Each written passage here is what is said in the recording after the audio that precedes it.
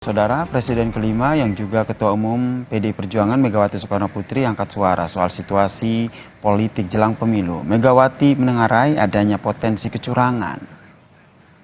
Megawati pun mengajak seluruh elemen bangsa untuk ikut mengawal pemilu 2024, saudara. Megawati menengarai adanya potensi kecurangan, karena itu ia mengingatkan agar jangan ada rekayasa hukum dan intimidasi pada rakyat. Hal ini merupakan respons pasca putusan MK yang mengabulkan gugatan batasan usia peserta Pilpres yang akhirnya meloloskan Gibran jadi bakal cawapres Prabowo Subianto. Ya, dilanjutkan benih berikutnya. Kita kawal pemilu 2024 dengan nurani dan sepenuh hati.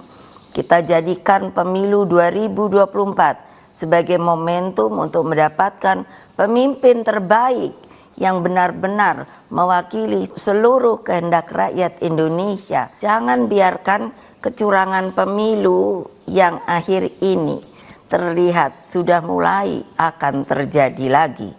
Gunakan hak pilihmu dengan tuntunan nurani. Ketua Umum PDI Perjuangan Megawati Soekarnoputri ini mengatakan jangan biarkan kecurangan pemilu yang akhir ini terlihat sudah mulai akan terjadi, saudara. Kita ulas lebih dalam terkait dengan pernyataan Megawati Soekarnoputri ini bersama dengan pengamat politik dari Universitas Airlangga, Mas Airlangga Pribadi. Selamat malam, salam sehat Mas Airlangga. Malam, salam sehat Mas. Kalau kita dengarkan apa yang disampaikan oleh Megawati Soekarnoputri ini, jangan biarkan kecurangan pemilu terjadi. Yang Anda baca apa sebenarnya yang dikhawatirkan oleh Ketum PDI Perjuangan Megawati Soekarnoputri ini? Ya, kalau kita lihat beberapa waktu terakhir rentetan proses-proses politik yang akan berindikasi pada kecurangan itu terlihat semakin lama semakin nyata. Bisa kita lihat misalnya mulai dari apa yang sudah diutarakan oleh Bu Megawati tentang misalnya kandidasi Mas Gibran Rakabuming yang memiliki persoalan kontroversi secara etis dan juga kemudian secara prosedur hukum di Mahkamah Konstitusi dan ternyata terbukti bermasalah. Dan ini kemudian sangat kuat sekali sinyalemen misalnya indikasi pemanfaatan penggunaan hukum sebagai alat kekuasaan. Selanjutnya juga bisa kita lihat misalnya di beberapa tempat terkait dengan beberapa indikasi-indikasi penggunaan aparat kekuasaan untuk yang kemudian berjalan untuk pemenangan suatu kelompok tertentu, atau misalnya pencabutan baliho-baliho terhadap kandidat tertentu. Salah satunya kemudian yang ditekankan yang dihadapi oleh kandidat Pak Ganjar dan Pak Mahfud MD dan beberapa hal-hal yang lain, itu kemudian diangkat oleh Bu Megawati sebagai dari indikasi akan terjadi kecurangan yang kuat gitu. Di mana Bu Mega menekankan tentang pentingnya pemilu yang fair. Indikasi akan adanya kecurangan yang kuat begitu. Ini tidak lepas dari yang tadi Anda sebutkan bahwa adanya penggerakan aparat negara yang terlibat dalam proses demokrasi ini. Ya, itu tekanan bahwa ini bukan saja bahwa ketika kekuasaan mendukung salah satu kubu dalam Pilpres, tapi yang dikhawatirkan misalnya dari beberapa indikasi seperti pencabutan baliho dan presiden yang kemarin kemudian muncul terkait dengan konflik of interest dan penggunaan Mahkamah Konstitusi bagi kepentingan kekuasaan dan banyak lagi hal yang lain, ini mengindikasikan keterlibatan aparat kekuasaan yang kemungkinan akan berlangsung pada saat Pilpres akan dilakukan ataupun pemilihan legislatif. Nah, ini akan menjadi persoalan yang sangat besar, karena kalau proses pemilu itu tidak berjalan dengan fair dan kemudian menghasilkan pemilu, maka siapapun pemenangnya akan mendapatkan cacat legitimasi dan memiliki persoalan etis, di mana hal tersebut akan menciderai proses politik dan demokrasi kita. Bahwa selanjutnya dalam waktu yang cukup panjang, pemerintahan yang terbangun ketika prosesnya berjalan tidak dengan pemilu yang fair, ini akan memunculkan problem trust atau problem kepercayaan dari publik. Nah, saya pikir bahwa ini bukan hanya persoalan politik partisan, tapi apa yang diutarakan oleh Bu Megawati sebagai bagian dari keresahan publik. sehingga beliau menekankan dalam pidatonya tentang suara hati nurani. Menjadi penting karena itu terhubung dengan sentimen dan keprihatinan yang muncul dari kalangan masyarakat sipil sekarang. Oke, kemudian ini terkait dengan adanya kekhawatiran pemilu akan curang. Apakah ini Anda membacanya terlepas dari Gibran yang merupakan anak dari Presiden Joko Widodo yang juga akan ikut kontestasi gitu.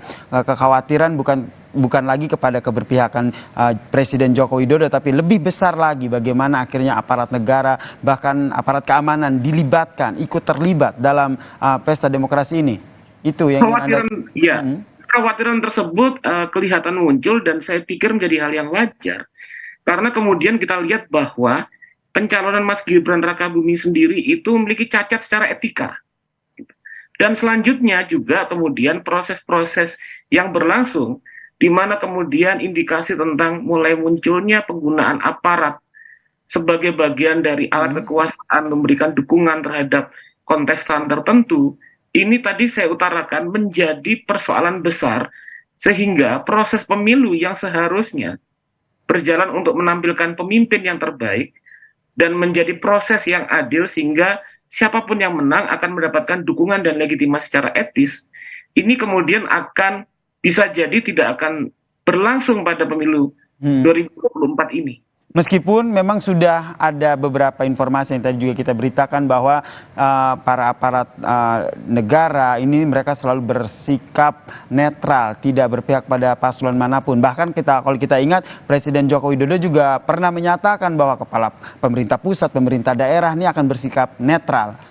Anda pesimis akan itu? Pernyataan tersebut harus kemudian ditampilkan dengan bukti.